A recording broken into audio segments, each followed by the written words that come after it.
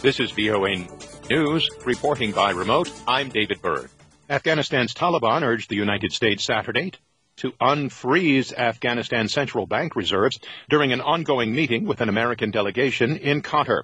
Taliban acting Foreign Minister Amir Khan Muttaqi, who is leading his side at the two-day talks in Doha, said U.S. interlocutors in the opening session promised that they would sustain humanitarian assistance to his turmoil-hit nation and would offer coronavirus vaccines to Afghans. Washington has frozen billions of dollars in Afghan assets, mainly deposited in the U.S. Federal Reserve, since the Taliban took control of the country. The World Bank and the International Monetary Fund have also blocked development assistance, citing human rights concerns under Taliban rule. Saturday's meeting was the first face-to-face dialogue at a senior level since the Islamist group took control of the country following the U.S. withdrawal in late August. Hundreds of relatives and residents attended a funeral ceremony in the city of Kunduz, Afghanistan, Saturday, outside Gozar-e-Said Abad Mosque for the numerous victims killed in an Islamic State suicide attack on Friday. The mosque was packed with Shiite Muslim worshippers in the northern Afghan city when a bomber attacked during Friday evening prayers, killing at least 46 people and wounding dozens of others. Friday's attack was the latest in a series of IS bombings and shootings that have targeted Afghanistan's new Taliban rulers, as well as religious institutions and minority Shiites, since U.S. and NATO troops left in August.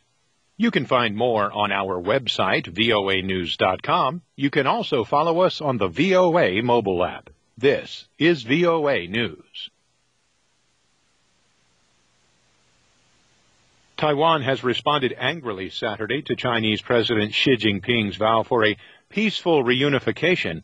Reuters' Conway G. Gittins has more. Speaking to a large crowd in an airbase in northern Taiwan, Taiwanese President Tsai Ing-wen at a pre-National Day reception vowed to uphold democracy. We will continue to work hard to hold fast the front lines of democracy and freedom, strengthening collaboration with international partners through shared values and making more contributions to the world. The presidential office also described Taiwan as a sovereign, independent country, not part of the People's Republic of China, and reiterated the clear rejection of China's offer of, quote, one country, two systems to rule the island. Tensions between Taipei and Beijing have ratcheted up recently. At the start of October, China's Air Force mounted 4 straight days of incursions into Taiwan's air defense identification zone. That's Reuters' Conway G. Gittins. Italian police used water cannon and tear gas Saturday to push back hundreds of people, including neo-fascist activists, demonstrating in Rome against a government drive to make the COVID-19 Green Pass mandatory for all workers. One group of protesters tried to break through police lines to reach Prime Minister Mario Draghi's city center office, while another group tried to smash their way into the headquarters of Italy's main CGIL trade union. The measures are the first by a major European economy requiring proof of vaccination, a recent negative virus test, or recovery from COVID-19 in the previous 6 months for all categories of workers. Slovenia and Greece adopted similar measures this week. Austria's conservative chancellor, Sebastian Kurz, resigned on Saturday to end a government crisis after his coalition partner said he was unfit for office because he has been placed under investigation on suspicion of corruption. The move satisfied the demand by his junior coalition partner, the Greens, that he go, even though Kurz plans to stay on as his party's leader and become its top lawmaker in Parliament.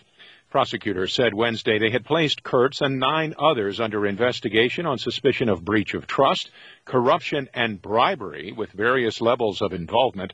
Kurz denies any wrongdoing.